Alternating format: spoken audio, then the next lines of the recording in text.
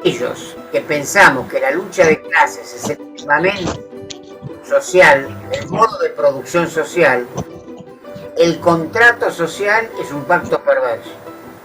Perverso inclusive entre explotadores y explotados.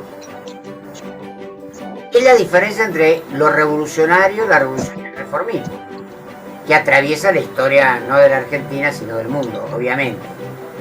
Y es un tema muy importante, pero insisto, lo podemos discutir, lo podemos profundizar en un clima amable, simpático, tranquilo, porque es casi, digamos, como el carozo del discurso.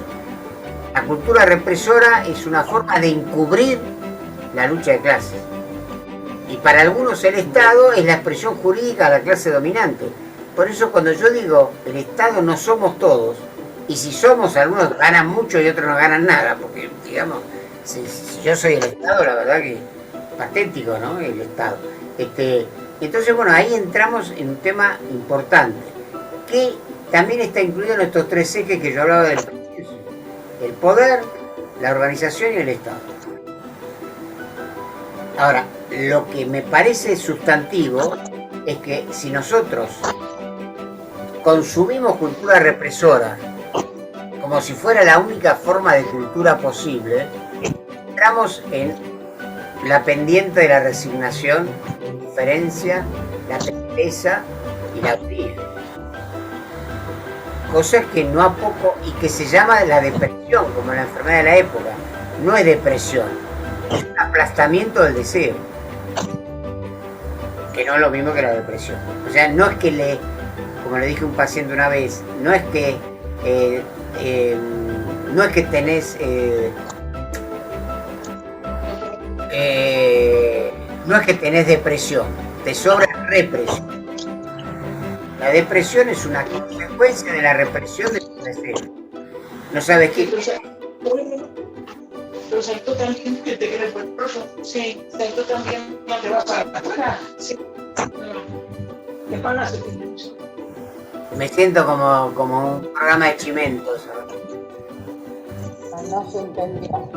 No importa, porque creo que no sé, cuando se desmutea algo, alguien está Alfredo, ¿puedo preguntar algo? Cristina Ortiz. Sí, pero no me pregunten si pueden, háganlo nomás. ¿Por qué no me explicás un poquito? ¿Por qué no nos explicás? Por lo menos a mí me queda un poco claro. Al principio de la charla, y más o menos hablaba del tema, pero no me queda claro. ¿Por qué hablas de un Estado represor como si fuera el único tipo de Estado? ¿Cómo si se puede imaginar un tipo de Estado no represor o no para vos? ¿Y a qué le llamas cultura? Bueno, ¿por qué hablas solo de cultura represora? ¿No hay otro tipo de cultura? No, eso sí, obviamente, sí. La pregunta es muy pertinente. En general, a lo mejor tiene que ver mi formación médica. Uno generalmente habla más de las enfermedades que del estado de salud.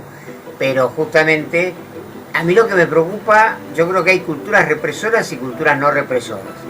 En los grupos, en los vínculos, en la familia, en todos lados.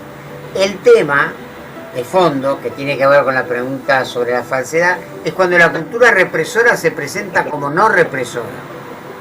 ¿Se acuerdan esos viejos dichos? Lo hago por tu bien, ¿no? Inclusive la otra vez, no lo escuché porque yo nunca lo escuché, pero leí algo que había dicho el Papa. No me pregunten qué Papa porque no quiero quilombo, pero que había dicho que, bueno, que un chirro en la cola no era tan grave, en la cara no. Yo me pregunté, bueno, ¿por qué la cara va a tener más mérito que el culo? Pero bueno, no importa. Entonces esta idea de que un chirro a tiempo, por ejemplo, el servicio militar obligatorio. Ahí te contesto un ejemplo que además rindo homenaje a Eduardo Pimentel, el padre Pablo Pimentel, con el cual milité, y con un cura obrero que se llamaba Fernando Portillo.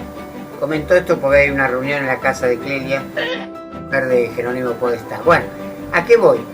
El servicio militar obligatorio, impuesto por una ley de la nación, por el coronel Capdevila, diputado de la Nación, era cultura represora, tan represora que mataba a conscriptos.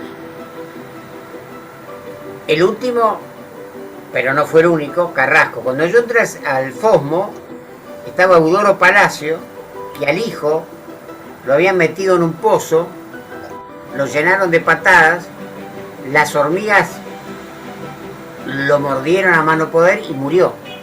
Ese era el caso que teníamos. La que fue abogada nuestra es la doctora Mackenzie, que vi hace algunos años, y Eduardo Pimentel fue el único argentino, a ver si soy claro, que enfrentó a la cultura represora del servicio militar obligatorio, prohibiéndole a su hijo Ignacio que se presentara a la revisación médica. En eso estuvo también el queridísimo Fray Antonio Fucané y tantos otros. Y les digo que hubo un vacío legal total, porque el ejército no podía entrar porque no se había presentado. Y la patria potestad es impecable. Entonces, ¿qué pasa? Ignacio decía, no, mi papá no me deja, yo quiero, pero mi papá no me deja. Y Eduardo Pimentel, que era cofundador de la Asamblea Permanente por los Derechos Humanos, copresidente, bueno, un tipazo de aquellos, dijo, no, yo no lo voy a dejar, no quiero que haga el servicio militar. Le ofrecieron número bajo, le ofrecieron darlo por pie plano, por pie vertical, cualquier cosa, nada.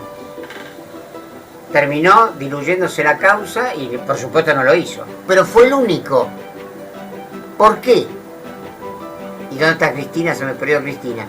Ahí está Cristina. Porque en esa época, eso digo, la memoria histórica es una buena base.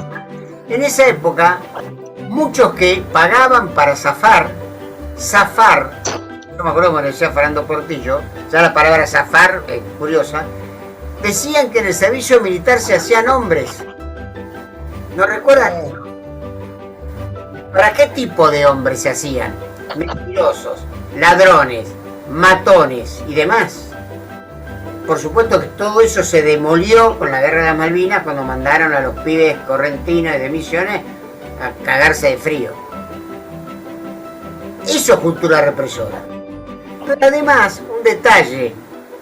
A ver, el servicio militar obligatorio era un instituto en tiempos de paz. ¿Lo qué? En tiempos de paz. No los preparaban para la guerra. Como decía Portillo, le dan la carabina de Ambrosio. En tiempos de paz. Los pibes eran humillados. ¿Se acuerdan de lo que llamaban los bailes? Por favor. Ahora, ¿no les parece curioso, porque leí algo de la cultura represora, que haya habido un solo hombre en Argentina que se opuso a que su hijo vaya? Eduardo Pimentel. Ahí tenés un ejemplo de alguien que se opuso a la cultura represora del servicio militar obligatorio. Por supuesto, podemos hablar también del aborto. Colegas míos en contra de la legalización del aborto para poder hacer ellos los abortos y ganarse fortuna. ¿Qué mayor hipocresía que eso? Porque no es que la ley del aborto habilita los abortos. Aborto va a haber con o sin ley. El tema es que la ley hace que esa intervención, generalmente no deseada, pero sí necesitada, esté en mejores condiciones. Mara, veo la mano de Mara, la mano de Liliana, la mano de Viviana, sigo viendo la mano de Javier, voy a soñar con la mano de Javier, pero bueno, Mara, ¿estás ahí? Bueno, Liliana, yo quería hacer una pregunta, porque partimos de la base de que la cultura represora parte desde la genética, o sea, como algo genético, que después va endureciendo una estructura con el correr del tiempo, ¿no es cierto? Cada acto de represión, ya sea por parte del Estado, o sea por la parte social o familiar o como sea, se debe a un acto premeditado o preestablecido, ya tienen preestablecido hacerlo así. Como diría el Chapulín, está todo fríamente calculado. Lo único que la palabra genético yo la pondré un poquito entre paréntesis. Hay dos tipos de naturaleza, lo llaman la naturaleza natural y la naturaleza cultural. La naturaleza natural es la naturaleza del animal, es naturaleza que cada vez queda menos, porque saben que la deforestación ha eliminado muchísimas especies. Pero la naturaleza cultural es justamente un producto cultural que se toma como si fuera natural. Cuento un ejemplo mío del cual no me enorgullezco. Cuando yo era muy joven, iba al Nacional, yo estaba convencido que las mujeres no podían jugar al fútbol. Por torpeza, por lo... Hoy el primer equipo de Boca juega mucho mejor que la primera. Es más, mandé una carta para que pongan a las mujeres a jugar porque los tipos son de terror. Entonces, quiere decir que había una cuestión represora en mí y era muy difícil ver mujeres, hockey por ejemplo sí, pero no fútbol, ¿cierto? Y en ese sentido era una naturaleza cultural que se toma como si fuera la verdadera y la única naturaleza. Volviendo a lo que preguntó Cristina, por supuesto que no es lo mismo un estado terrorista que un estado de bienestar, un terrorismo de estado que un estado bonapartista, pero por eso hay que cualificar. Y otra de las cosas que la cultura represora odia es la cualidad. Por eso, pongo un ejemplo que me trajo muchos inconvenientes como es mi costumbre. Yo, por ejemplo, yo no hablo de la familia. Es una abstracción. Ni siquiera hablo de la patria. No es lo mismo la patria socialista, la patria peronista. Se mató gente a rolete por eso. Pequeño equívoco de qué patria estamos hablando. Es decir, hay muchas patrias, ¿no? Como decía el cancionero republicano, nos dicen que la patria es un fusil y una bandera, la patria son mis hermanos que están trabajando en la tierra, o sea, no hay nada, y eso es bueno. Entonces yo digo, las patrias, los estados, las familias, vamos a la diversidad, bueno, juguemos a la diversidad en serio. Por eso en la Argentina, el régimen del Poder Ejecutivo se llama hiperpresidencialista, es uno de los países más presidencialistas que hay, cuasi monárquicos. Saben que nuestra Constitución habilita que el presidente dicte ley. Irán en estado de excepción, sí, pero dicta leyes que toma el Congreso. Además de los decretos de necesidad de urgencia, de los que, por ejemplo, Menem hizo galas y tiraba decretos de necesidad de urgencia. Entonces, por eso yo digo, vamos a apostar, los que sigamos, más que sigamos, cualidad, no solamente. Por eso yo digo, cultura represora es la cualidad de la cultura. Hay culturas no represoras, pero muchísimas. Por supuesto, y quizás más que represoras, pero ni siquiera a lo mejor no lo saben. La educación popular, Pablo Freire, ¿es lo mismo que la educación oficial? Cuando te mandaban al rincón con oreja de burro y todo eso. A mí en primer grado inferior, la maestra, que no me acuerdo el nombre, pegaba con el puntero, poner los dedos ahí y te pegaba. Eso es lo mismo que Pablo Freire. Es lo mismo un psiquiatra que te enchufaba el electroshock que los que trabajaron por la desmanicomialización. ¿Es todo lo mismo? No, saben que no es todo lo mismo. Entonces, ni todo es cultura represora, pero para llegar a culturas no represoras tenemos que combatir la cultura represora, porque sí es hegemónica. Si no, no estaríamos acá. Estaríamos, qué sé yo. Entonces yo creo que la motivación es eso. Por otro lado, hay un fenómeno patético, pero que existe, que es la idealización del represor. La identificación. Freud ha hablado de mecanismos que la identificación. ¿Escucharon hablar del síndrome de Estocolmo alguna vez? ¿Síndrome de Estocolmo? No el síndrome de Estocolmo, ese todavía no lo tenemos tan desarrollado. Es el síndrome, bueno, eso es un mamarracho. Es un mamarracho, porque no es que el torturado se enamora del torturador. No. Es una estrategia de supervivencia, no tiene nada que ver con el amor. A ver si nos entendemos. Entonces, llamar síndrome de Estocolmo al reprimido que se enamora del represor es de una canallada supina. No, son estrategias de supervivencia. Claro. Legítimas. Legales no me importa, son legítimas. Pero no digamos que eso es amor. O sí, el amor en la cultura represora. Perdón, una última cosa, porque ya veo tantas manos que ya ni sé. Noelia también levantó la mano. Mara creo que había levantado, pero ustedes recuerden que el amor nunca fue la condición para el matrimonio. Todos los matrimonios fueron sin amor. Y muchos amores no fueron matrimonios. Y pongo amor en el sentido freudiano, amor sexuado, deseo. Las personas se casaban sin deseo, por intereses, por mandato. Ahora, ¿eso desapareció del todo o no? Si no, preguntarle a Guandanara, a ver cómo es la cosa. Mara, Noelia, no sé si alguien más. Yo quería hacer una pregunta. Sí.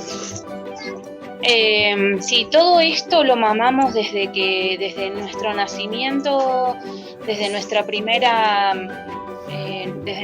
cultura, que es nuestra familia, después sigue la escuela, después sigue, no sé, una iglesia o todo eso. ¿Cuál sería el primer paso como para romper con todo este mandato, con toda esta oligarquía, con todo lo... ¿Cuál sería? Porque yo escucho, me escucho también diciendo todo lo represor a mis hijas. O sea, yo sin darme cuenta, como vos bien dijiste, vuelvo a repetir ese mismo patrón sin quererlo, sin pensarlo. Entonces, ¿cuál sería el primer paso? ¿Qué es lo que yo tendría que hacer, aparte de repensarme, ¿no? De estudiarme y de todo eso? Pero ¿cuál sería un tip o qué es lo que nosotros, o ir al psicólogo? ¿Qué es lo que tendríamos que hacer como para empezar a cambiar un poco? Bueno, mirá, creo que Noelia ha hecho en sus preguntas, hay muchas respuestas. Primero, esto que vos hacés, que tener una actitud crítica frente a eso. Pensemos un poquito más. ¿Cómo empezamos a combatir la cultura represora? Muy buena pregunta la de Noelia. Concuerdo con lo que dice Blanca. Lo rápido porque se me va el mensaje y no puedo ir al chat. Bueno, primero eso. El primer acto es ese.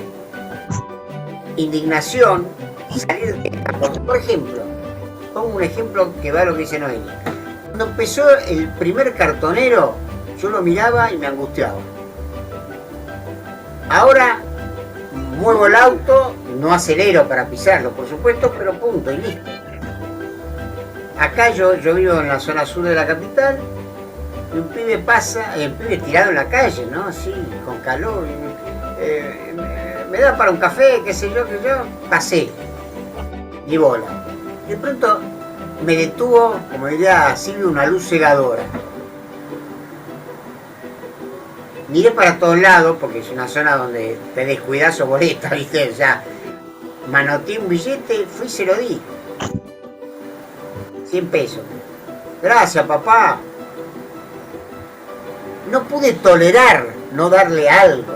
Ahora, es mala conciencia burguesa, es culpa del psicoanalista, no me importa. Pero no seguir como si no pasara nada. Y esto va para los altos representantes o bajos representantes del gobierno. La indignación, la bronca. Un gran amigo nuestro del programa radio que tenemos con Irene, El Sueño Posible, Ernesto Rosenberg, de Neuquén, habla de rabia amor, algo del Che. Yo tengo muchos trabajos, tenemos que ver cómo se los acerco y demás, pero uno habla y tiene que ver, como dice Noelia, se llama odio luego existo. Tenemos que tener una pedagogía para odiar aquello que nos está matando, y no la tenemos. Cuando se dice la derecha odia, sí, porque la derecha tiene las cosas claras. El problema no es que la derecha odie, el problema es que nosotros amamos a nuestros enemigos. Los indultamos, los abrazamos, ¿viste? ¿Quién se acuerda de las atrocidades cuando Dromi dijo la Argentina está de rodillas? ¿Por qué no se lo llevó a caballo y se lo tiró al río? Un tipo que estatizó la deuda privada. ¿Ustedes se imaginan lo que es eso como acto represor? Estatizar la deuda privada. Y creo que sigue vivo, ¿no? Una vez fue una noticia que alguien le dio un cachetazo a Astiz. Esta no era la noticia es porque nadie se lo había dado antes. A Jorge Aleman le dio una patadita en el culo, pero apenas, no de puntín, sino con el empeine, ¿viste? ¿Qué pasa? ¿Qué pasa que bueno, es así, ¿viste? Son buenos muchachos, no, son una basura. Entonces yo creo que la indignación, el odio, hay mucho para hablar de esto, agradezco la pregunta, estamos en el horario, pero vamos a crear un sistema para todos los que sigamos, como para que yo pueda acercarles material, que se pueda leer fácil.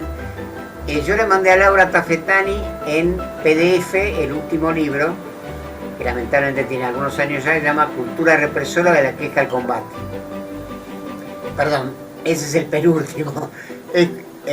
La cultura represora y la revolución. La cultura represora y la revolución, que justamente tiene un prólogo de Laura Tafetani y un epílogo del Negro Suárez. No voy a decir que solo vale la pena leer el libro, pero sí, vale. Sí, las preguntas sí, Luis, totalmente de acuerdo. Las preguntas sí, yo siempre lo he hecho, pero no sé qué pasa con el chat. Ahora, respecto a lo que sea el psicólogo, de ir a un psicólogo, gracias Luis, al psicólogo, sí, pero a veces no hace falta, porque hay psicólogos peores, hay psicólogos represores, guarda. Y ahora con la neurociencia, la industria farmacológica, en el hospital Posada se están haciendo neurocirugía otra vez.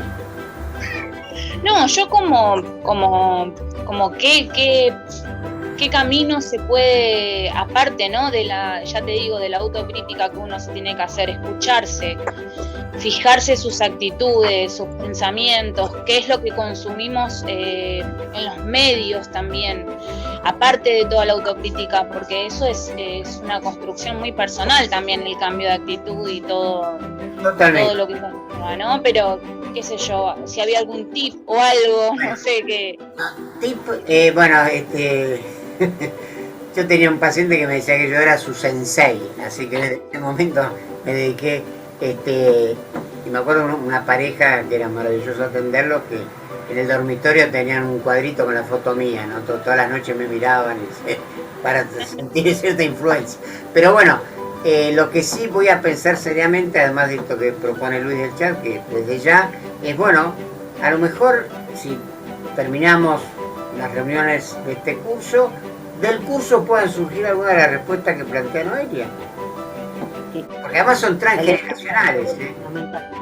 Lamentablemente, mucha gente que se enfrentó a lo que vos dijiste, Noelia, fue asesinada, fue torturada, 2 generaciones desaparecidos. Y no solamente por la dictadura, de antes también ya venía. Guarda, porque ese es otro tema, ¿no? Y lo que no se cuenta. Exactamente. Así que hay mucho para... Alfredo, ¿puedo aportar algo para Noelia tal vez? Por supuesto. Además de estar atento a uno mismo, que es bastante difícil, porque permanentemente estar atentos, estamos todos llenos de, absolutamente permeados de prejuicios y de preconceptos y de todo. Pero a mí me ayudó mucho escuchar a mis hijos cuando eran chicos, porque ellos no estaban tan permeados. Escucharlos, atenderlos, tomarlos en serio. Te doy un ejemplo. Yo lo llevo entusiasta a mi primer hijo, pobre, que fue el primero y el que me aguantó como primera vez de madre y de padres, nos aguantó. Lo llevo a guitarra, compramos la guitarra, lo llevo a la clase de guitarra. Salí yo muy contenta, y te gustó, y qué lindo, tan lindo. Me miró y me dijo, mamá, si a vos te gusta la guitarra, tenías 4 años, vamos a clase. Entonces dije, no vas más. Claro, era mi problema, no el de... O empezaba a ser vos también. No, pero te quiero decir, no, él nunca pidió. O sea, a mí me parecía maravilloso y se nos puso que era maravilloso, pero así en muchas cosas. La primera vez que lo vi a Freddie Mercury y se me escapó decir, el puto ese, me escucharon mis hijos que tenían 13 años y me dijeron, ¿por qué decís eso? Me quedé, entonces tuve que empezar a explicar y le dije, es un prejuicio. Y mi hijo me dijo, hablar al pedo. Sí. O sea, me enseñaron mucho, Noelia, mucho. Sí, muchísimo. yo creo que eso es lo que a mí me está haciendo recapacitar. Que mis nenas son chiquitas y las escucho y yo me escucho con ellas y me estoy dando cuenta que no estoy haciendo. Hay que ir a una pedagogía popular, ¿no? Yo creo que algunas cosas de Mafalda son muy útiles, seguir teniéndolas presentes. Yo les quiero decir algo porque hubo unos problemas con el mail. El mail para pedir la inscripción, no de ustedes que ya la tienen evidentemente, pero es formación @convocatoriasegundafundación.com.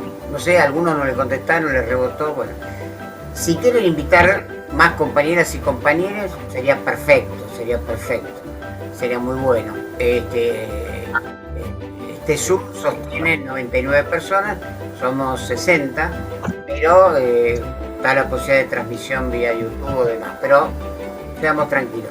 Les cuento Rubén, ¿te vas o querés decir algo? Dale.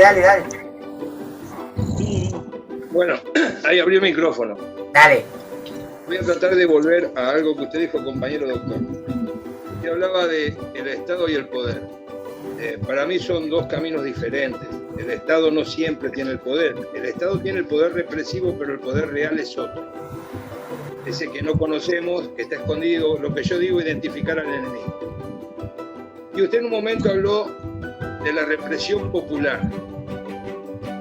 Que a veces lo popular también es represivo. Si estoy equivocado, por favor me corrige. Aquellos que tuvimos la suerte, el orgullo y el honor de allá por los 70 militar en alguna organización político-militar. Yo milité en la Columna Sur, inicié mi camino en la FARC, luego con la fusión Montoneros.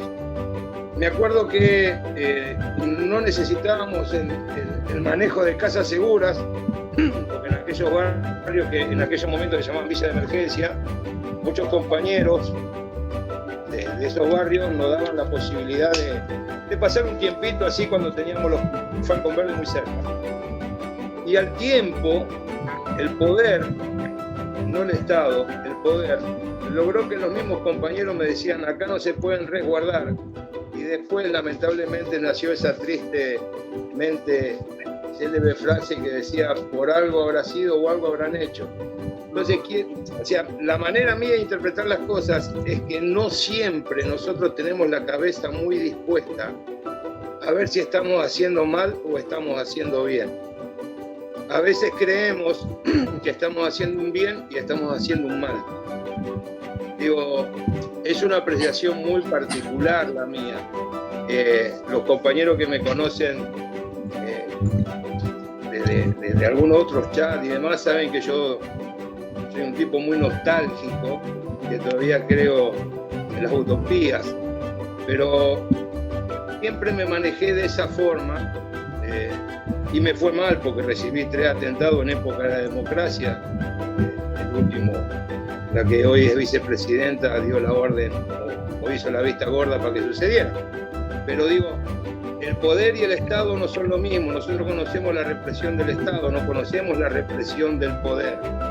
Y a veces aquella gente que es popular y que la tuvimos durante un montón de tiempo al lado, se comen el discurso y terminan siendo afines a la represión del poder o del Estado, queriendo o sin querer, pero terminan siendo. Así que, doctor, si estoy equivocado, espero su respuesta. No, acá estamos todos equivocados y todos estamos en la verdad, porque esto es un intercambio, para mí, por lo menos lo pienso así, entre compañeros y compañeras. Vamos a ir construyendo algunas cuestiones. Yo planteé poder, Estado, organización, y por supuesto que se cruzan y se entrecruzan y demás. Me parece que no es lo mismo pensar el Estado como como una totalidad donde todos somos el Estado. Me acuerdo de la dictadura cuando decía achicar el Estado es agrandar la nación, o una cosa de ese tipo, que pensar el Estado como expresión de una ideología dominante, ¿no? O sea, me parece que es distinto. Y por supuesto que los que en derecho penal se llaman los instigadores, nunca aparecen. Los que aparecen es los que se llaman los fungibles. Los fungibles son los que hoy sos vos, mañana sos vos, el perejil, a lo sumo el perejil. Incluso Franchotti es un perejil. Franchetti fue un perejil. Los instigadores del asesinato de Maxi y Darío están todos libres. Tienen impunidad jurídica, impunidad cultural, impunidad política. Cayeron algunos perejiles que en lo que se llama el derecho penal, y acá hay varios abogados, son los fungibles. No sos vos, no es Franchotti, es otro. Da lo mismo. Pero los instigadores están todos, los blaqueé. Los Pérez con pan, por favor, tranqui. Como se dice en la jerga del fútbol, siga. Bueno, compañeros y compañeras, yo estoy muy contento, muy agradecido por la convocatoria, y espero que podamos continuar. Vía de comunicación a través de ese mail y de curso convocatoria. Yo tengo un mail personal que es dr, facilísimo, dr, Zapocope de doctor, pero acá me pueden decir todos Alfredo, dr.alfredogrande@gmail.com, me pueden escribir también. No le voy a proponer ese grupo de WhatsApp porque volveremos a enloquecer todos, pero veremos, y la propuesta del chat sí, que insiste Luis, que tiene toda la razón. Hay que y si tienen ganas, si se sienten y quieren quedar bien con alguien, o quieren quedar mal con alguien, o quieren joderle la vida a alguien, invítenlo al curso, así se da cuenta de algunas cosas que es necesario. Seguramente me olvido de algo, pero bueno. Entonces, todo consistiría en la abolición de los prejuicios. No, mira, no existe un mandato para eliminar mandatos. Es decir, no se puede eliminar los mandatos por mandato. Como no se puede hacer la revolución por decreto. Ojalá se pudiera, ¿viste? Pero parece que no es así.